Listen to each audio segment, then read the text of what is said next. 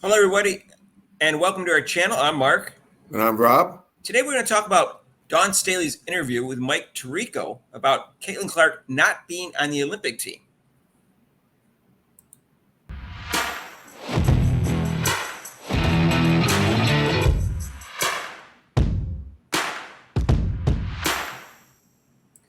And hey, if you haven't subscribed to our channel yet, please do so and hit that notification bell when you do so you get notified of our next videos. So, Rob, as we know, Dawn Staley is one of the members of the committee that chose not to put Caitlin Clark on the team, and they're about to start playing today. She had an interview with Mike Tirico at the Olympics. And let's go over what she said. Yeah. As a committee member, you're charged with putting together the best team of players, the best talent. Caitlin is just a rookie in the WNBA and wasn't playing bad, but wasn't playing like she's playing now. If we had to do it all over again with the way she's playing, she would be in really high consideration of making the team because she's playing head and shoulders above a lot of people. She's shooting the ball extremely well. She's an elite passer. She just got great basketball IQ. And she's a little more seasoned in the pro game than she was 2 months ago. Mark, well. Well, She's had this come to light thing with her, I guess, Mark. Gee. let's break that down, Rob. Yeah. Okay. The best team with the best talent. First of all, they don't put the best talent on the team. No. They form a team that's best for them, and they always put young players on. And Dawn Staley knows that. And that's why Brianna Stewart, that's why Donna Taurasi, that's why Sylvia Knowles, and that's why Candace placed on the team. It's a tradition, in fact, by them, Rob. Mm-hmm. Okay. Caitlin is just a rookie in the WNBA. Again, that's bullcrap because we just went over that they put rookies on all the time. It wasn't playing bad, but she wasn't playing like she's playing now. Now, I wonder why that is, Rob. I wonder why she's not playing as well as she was before. Okay, let's go over. Did she even consider the schedule that they had? 11 and 12 days against the best teams. In addition to that, did she even mention the fact that the refs were giving her a lot of ticky-tack calls, but not calling fouls when she was getting fouled? Right. That she had a lousy coach. Now, Dawn Staley knows better than anybody that she had a lousy coach. Yeah, she can see. She definitely can see what kind of coaching is like. Wow, gee, I would never have done that. That the teammates weren't passing her the ball, the teammates weren't catching her passes. That her coach is clueless how to run an offense properly, conducive to her skills. That she was getting double and triple team more than anyone in the league, and had the best defender on her, and was guarded more closely than anyone in the history of the league. And Mark, another thing with Dawn Staley, she should know better. She should know better. She coached against her twice. Plus, Mark, as a coach, you observe other teams and other players all through the year, and all through this. Now they say the committee does something through the years, whereby they choose the players leading up to the year of the Olympics. Now, you mean over these years, you couldn't see that Caitlin Clark could be potentially on the Olympic team? Well, Rob, she was a point guard. She was a great player at college, a great player in the WNBA, and she's a great coach. I have a feeling she saw it better than anyone else, Rob. Oh, yeah. Oh, yeah. Better than anyone else, especially on that committee. Okay, so, the fact that she's suddenly saying, oh, well, it wasn't so clear. That's kind of what she's saying, because she wasn't playing that level. Mark, I haven't seen this much backpedaling since Carmelo Anthony got in that fight in Denver. All right, well, let me go on, Rob, in terms of analyzing what she said. She would be in really high consideration of making the team. Okay, so I have no idea what that means because she was already on the final 14. So she was already in really high consideration. So that's kind of meaningless, Rob. Right. We already know she was in really high consideration. So it's basically her way of saying, well, I can't really say she'd be on the team. I can't really say that. So I'm saying this instead. Right. That's what she's saying. Exactly. So just like I said, so you're sitting there, you're watching this great player. You've seen how she is, yet Yet in your mind, you're like, well, I don't know. And you're, I mean, like I said, or like we said, she's seen her and she knows women's basketball. She knows it in and out. And she knows and can say, hey, that player is going to be a great player. But why now all of a sudden the lights going off in her head now after the fact? What do you think is reason why, Mark? I think we all know why. Well, you want me to translate that line for you, Rob? Yes. She 100% should have been on that team, but because of jealousy and pettiness, we kept her off. That's what that line says, Rob. Yeah, exactly. And now we're pretending we couldn't see it ahead of time when we could. That's what we're saying. Now, we'll get to that. Let's go over the next line. Because she's playing head and shoulders above a lot of people. Now, she wasn't very specific about that, Rob. Head and shoulders above a lot of people in the league, or head and shoulders above a lot of people on the Olympic team. Right. It's irrelevant if she's playing head and shoulders above a lot of other people in the league if they're not in the Olympic team. So it only matters about the people on the Olympic team. So she's basically admitting that she's clearly better than some of the people on the Olympic team, and it's not even close. That's what she's admitting. Right. Well, then also, if she's playing better, head and shoulders better than most players in the league, then also there's a clue like, hey, maybe we should look at this player to be on the Olympic team right there. And then it just happens that some of those Olympic team players, she's better than they are. And now, then she goes on to say she's shooting the ball extremely well, which is actually not true as of late, but she shoots the ball well. She's an elite passer, and she's way better than an elite passer. She's the greatest passer in the history of women's basketball, and she was by the time she came out of college. She just got a great basketball IQ. Now, that's her first honest statement, Rob. Mm-hmm. That's the only one where I was like, okay, you're right about that one. I'll give you that one. And she knew that before because she lost her in the semifinals when she dropped 40 on her and had a bunch of assists and rebounds against her. Right. 16 months ago in the semifinals against her undefeated team. And which, by the way, Rob, you didn't think that had anything to do with the fact that she didn't make this team, did you? That she was upset. Could be a little bitterness. I don't know. I coached, and I think, if some player had dropped 40 points on my team, and then I had a chance to be on a committee where I would have to elect to her to be on my team or that person to be on my team, I might be a little jealous. I might be like, well, forget that. They dropped 40 points on me. I don't think I'm going to choose them, for that reason. And we lost. So. And she's a little more seasoned in the pro game than she was 2 months ago. First of all, they didn't choose the team 2 months ago. It was a month ago that she chose the team. And, Rob, another point is they didn't have to turn their roster in until 2 days before the Olympics started. Other countries did not turn their roster in until almost right before the Olympics, I heard. So there was no hurry to do that. Even though the men chose their team, yes, I understand that. There was a no rush, Rob. And here's the difference between that and the men's team. Number one, the men's team took someone off their team because of an injury. Kawhi Leonard had an injury, Rob. They put him on the team to give him the benefit of the doubt. And the injury was too bad. He couldn't go. So they took him off. Okay. Mm-hmm. Number two, they had a player who hadn't even played, Rob, in 9 months in terms of Chelsea Gray. Or they also had a player who hadn't played yet so far that year with Brittany Griner. I think she had played 1 or 2 games at the time they announced the selection for the team. So they had 2 players that they knew had serious injuries or were coming back from serious injuries, and they still stuck them on the team or announced the team when they could have waited to see how they came back from the injuries. But exactly how they play, which if you're observing with Gray, there's no way she's even a top 20 player. Unfortunately, she's still hurt. You can tell by her movements. So, Rob, it seems clear to me they announced this team early so they could keep Caitlin Clark off the team because they knew she was going to play better as things opened up that we just talked about. And they knew also that they'd have some more information about an injury and they could just keep her on because, they're already on the team, we'll just keep them, which is what they did.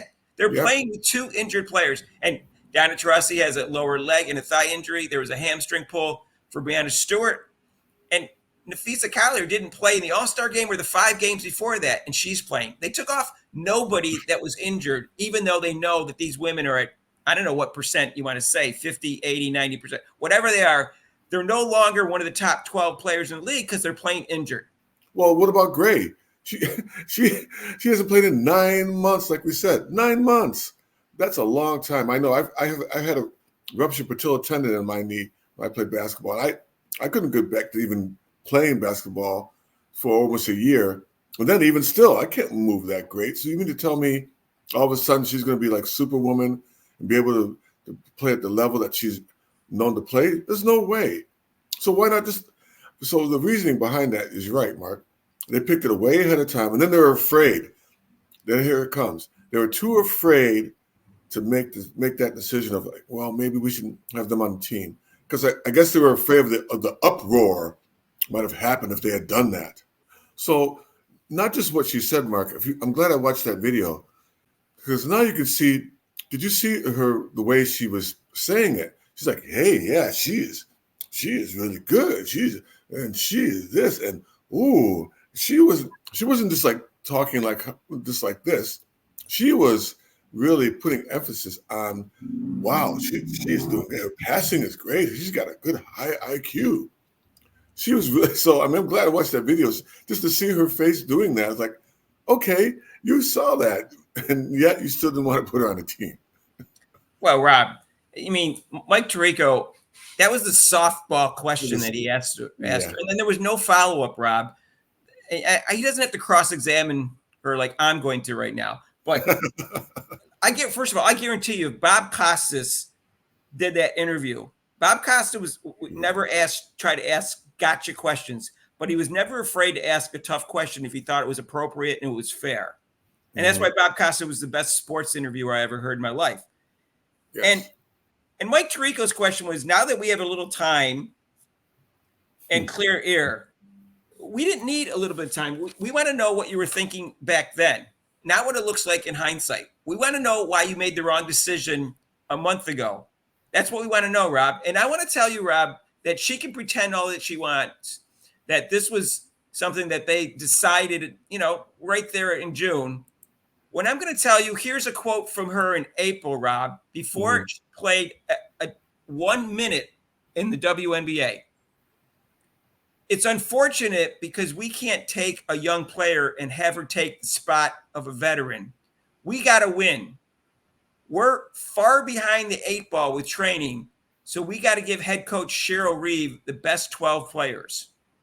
As for Clark specifically, who Staley described as a generational player, she's going to get her time.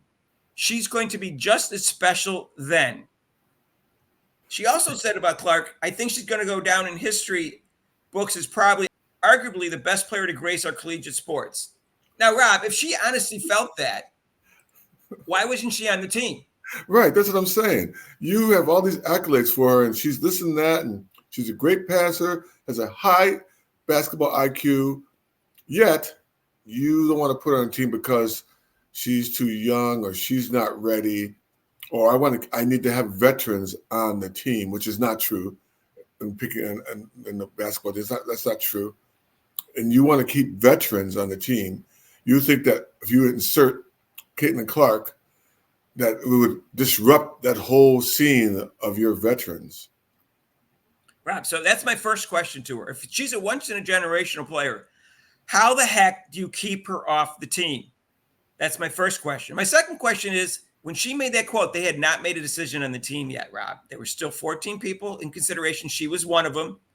Why is she putting a quote out like that? Like she's not going to be on this team, even though we haven't made a decision yet, and there's 14 people. So why isn't she putting that quote out? And second of all, can't you tell by the quote, she's already decided she's voted against Caitlin Clark being on the team? Right. It's 100% clear what she just said. She's not going to be on the team. This has nothing to do with how she was going to play in the WNBA. Because she made that determination, at least for her, she gets one vote, that she's not going to be on the team. Now, let's analyze why.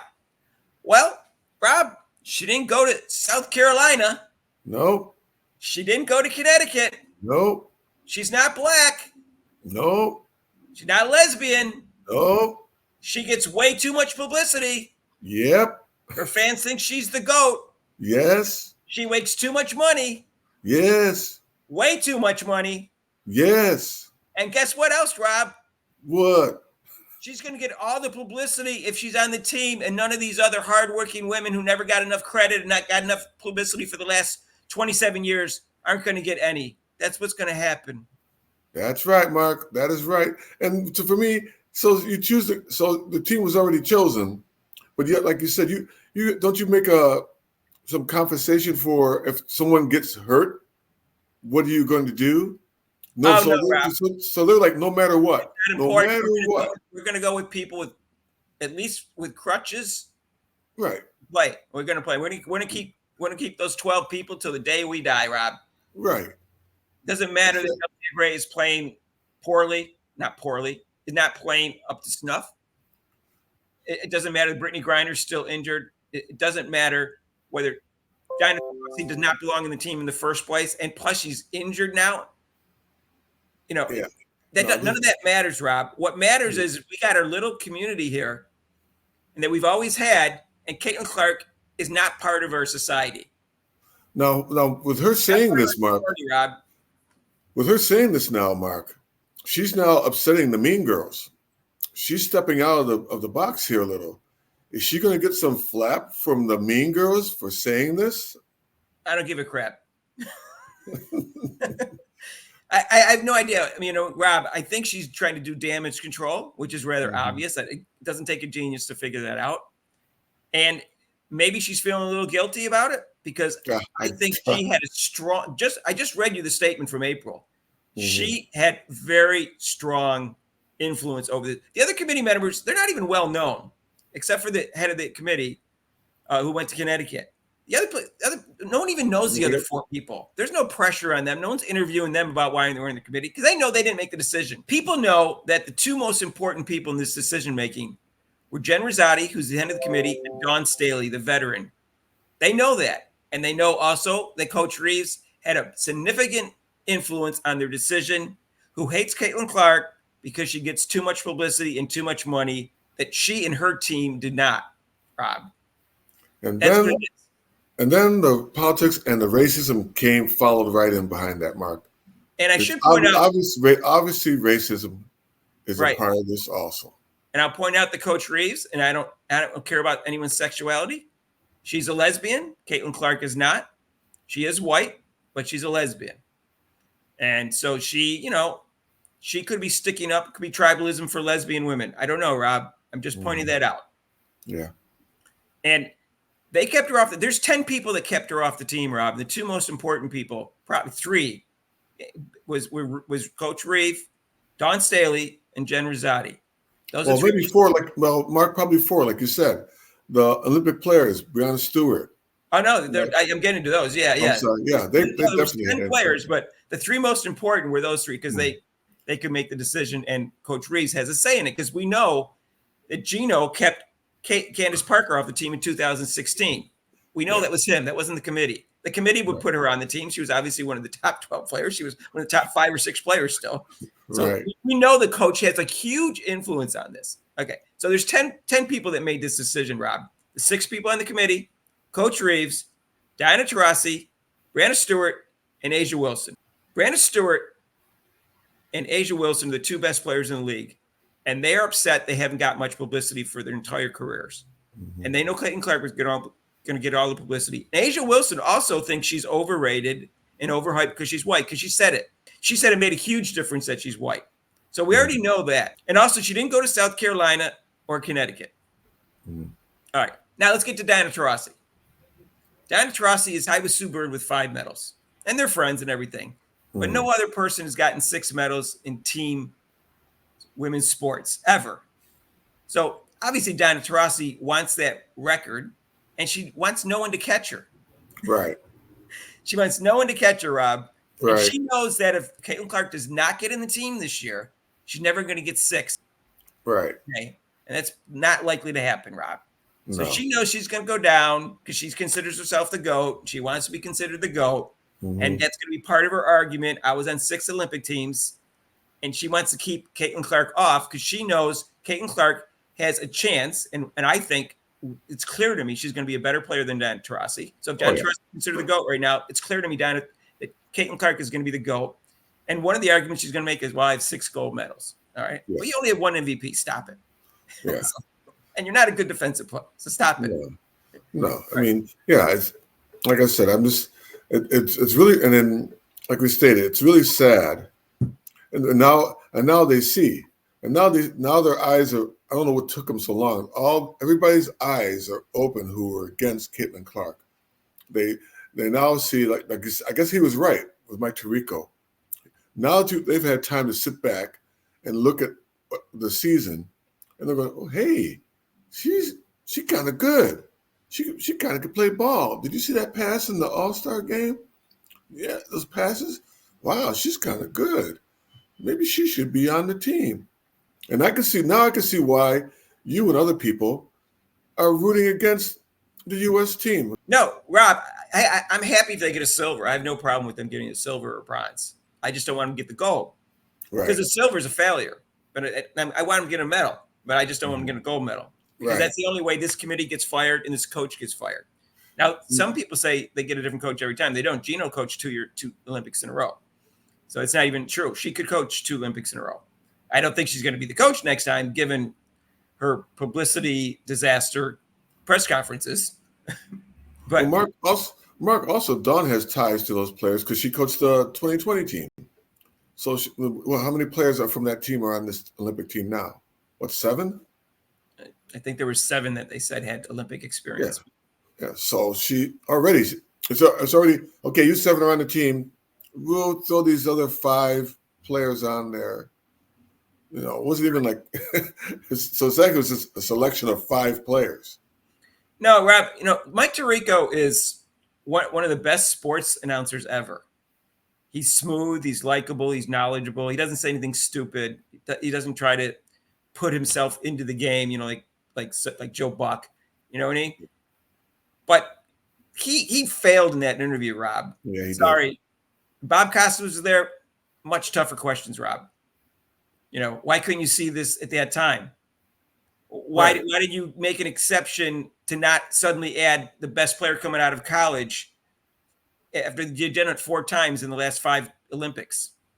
Right. The follow-up question would have started with why, and then You're go from point there. Guard.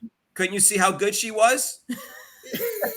No, she already mentioned. That's the whole thing with her expression in that interview. You see her, woo, she is good. She was there. She's got a high IQ. Her passes are, and she wasn't just saying it, like I said, just to be saying it. She was actually, like most of us, excited about talking about her. She was excited talking about her. All right. Well, why wouldn't you put a once-in-a-generational player on a team, Rob? Okay. Well, why would you put a 42-year-old who's not one of the top 12 players on the team, Dawn? Why would you do that? Why? Right. So she hasn't made an all-pro team in 4 years. She's never made an all-defensive team. Why is she on the team? You have plenty of veteran leadership, Dawn. Why is she on the team? Why wasn't Mike Tirico asking her these questions? Yeah. This softball interview drives me crazy. Mm-hmm. No, I agree with you, Mark. Don't get me started, Rob. I don't want to. You started. It's early morning. It's early in the morning, but we got it going though. Rob, I expected something like this to come out and stuff like that, and I knew all along that they saw, and I'll be honest, Rob, she's passing even better than I thought she was, and right. I said that she's the best passer I've ever seen in the history of women's basketball when she was still in college, and I said that's why I think she's going to be the GOAT, is because she's a great scorer and a great passer. But the level of passing she's had in the last 10 games is unbelievable, Rob. I mean, she's head and shoulders doesn't even describe how much better her passing is than anyone else in women's basketball history. Right. And the scary thing for them, she's only going to get better. She's only going to get better, especially if she has teammates that can catch the ball and finish off the layups and the shots. Just imagine, Mark, I mean, her average, with her assists, if she gets better players on the team next year. And if they lose, this will go down as the worst snub in Olympic history, Rob. And I know Candace Parker was a big snub because she was still one of the top 5 or 6 players, but they still won without her. Yeah. If they lose, this is probably worse, not because Candace Parker wasn't great, but because 1, they won, and 2, they don't have a true point guard. It's not injured. No. So this will look even dumber. They had other players. They already had Elena Deladonna, who played similar position to Candace Parker. So they could get by without Candace Parker, even though they shouldn't have. She shouldn't be on the team. Mm-hmm. But right now, they don't have a true point guard. No. So that's Kelsey what I'm Plum, saying. This is even worse. Kelsey Plum, and when they let Kelsey the kids Plum, party. I'm sorry, Go Mark. Go. Kelsey Plum and the Sabrina. I mean, they do some of the job of bringing the ball up, but not really a true guard that No. just give it up, doesn't worry about scoring. Caitlin Clark, I mean, if she was on the team, she wouldn't care about scoring. All she would do is care about getting those passes. That would be happy. That would make her happy. Jackie Young and Sabrina are at best 1.5s, Rob. None of them are true point guards. Right. So they don't have one. Chelsea Gray does not look good to me, Rob. No. I'm sorry. This is ridiculous, and Dawn Staley should be ashamed of herself. Yep. I'm going to end with that. I agree with you, Mark. All right. So, hey, if you haven't subscribed to our channel, please do so. Because guess what? At our channel, you'll get honesty and objectivity and knowledge and intelligence you did not get out of the U.S. Basketball Committee when they chose the team. So today, Rob and I will be live from 2 to 5. We're going to be covering the NBC, and they're going to have 5 swimming finals, Rob. That's the most so far in the first 3 days. So we'll be covering that and anything else that's going on, except for the women's basketball team. We will not be following that. I think that's going to be on USA Network and not NBC anyways. So we join it. Please join us for that. And we do that every day up until August 10th, the Saturday. Mm-hmm. And our normal live show is 6 to 8 Eastern time on Mondays. And we're not doing that these 2 weeks, and we're not doing it major holidays. If you like this video, hit the like button. And if you want to donate to this channel, there's super chats, and there's also a link to PayPal. And we'll see you in the next video. All right. Peace out.